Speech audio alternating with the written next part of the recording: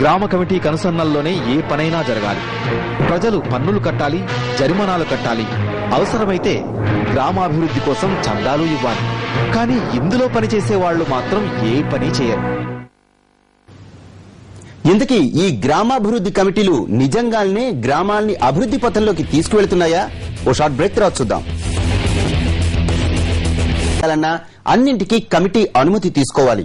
చివరకు కల్లు గీత, క్షవర కార్మికులు కూడా వాళ్ల పని వాళ్లు చేసుకోవడానికి అనుమతి తీసుకోవాలి. అంతేకాదండోయ్, ఎవరు ఏ పని ప్రారంభించాలన్నా కమిటీలకు కొంత మొత్తంలో ఫీజు కూడా చెల్లించుకోవాలి. అలా చెల్లించకపోతే ఇక ఈ ఊర్లో ఏ పని చేసుకోనీయకుండా చేస్తారు. సాధారణంగా ఇల్లు కట్టుకోవాలంటే సంబంధిత అధికారుల అనుమతి అవి ఇవి ఉండాలి. కానీ ఇక్కడ మాత్రం గ్రామ కమిటీ అనుమతి ఉంటే చాలు. అలా అని అనుమతి తీసుకోకుండా ఇల్లు కట్టారో ఇల్లు పడగొట్టేస్తారు. అంతేకాదు, ఇల్లు నిర్మించుకుంటున్నందుకు గాను ఎంతో కొంత సమర్పించుకోవాలి.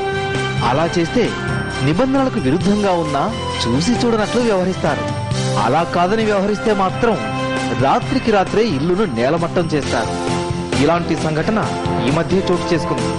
కాకపోతే గ్రామాభివృద్ధి కమిటీలు చెప్పే సాకు మాత్రం రోడ్డుకు అడ్డంగా నిబంధనలకు విరుద్ధంగా ఉన్నాయి అని చెబుతాయి. ఒకవేళ ఇది నిజమే అయినా ఆ పని చేయాల్సింది మాత్రం గ్రామాభివృద్ధి కమిటీలు కావు. ఆ మాత్రం విషయం ఇక్కడి కమిటీలకు తెలియనివి కావు.